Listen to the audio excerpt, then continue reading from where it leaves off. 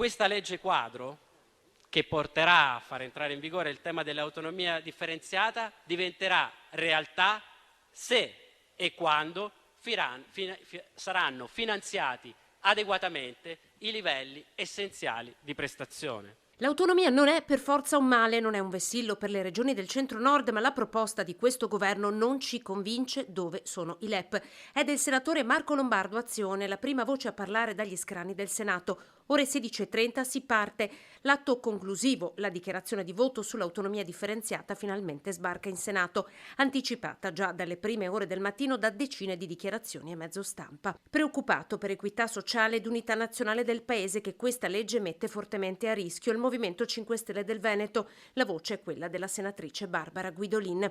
Parla invece di giornata importantissima, soprattutto per il Veneto, Mario Conte in qualità di presidente ANCI. Il voto è un passaggio cruciale per una riforma, dice, che unisce responsabilità e efficienza dell'azione amministrativa e risposte per i cittadini.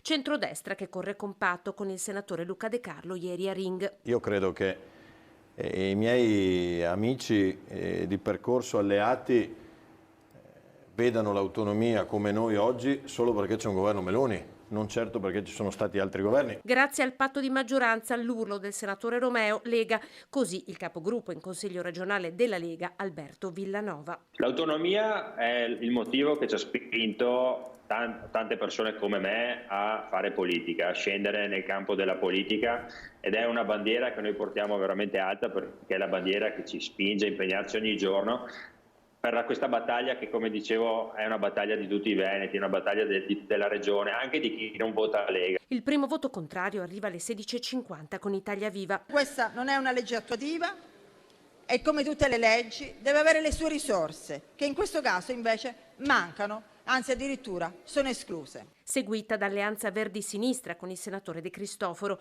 I primi sì arrivano invece da Noi Moderati, parla un emozionato Antonio De Poli, e dal Partito per le Autonomie. Vigileremo, così Forza Italia. Il Paese, Presidente, è già spaccato. Il nodo resta quello dei LEP, lo ribadisce il Partito Democratico in aula. Per attuare i livelli essenziali delle prestazioni in tutto il Paese occorrono nuove risorse, e che il governo e la maggioranza che lo sostiene non hanno alcuna intenzione di reperire tali risorse.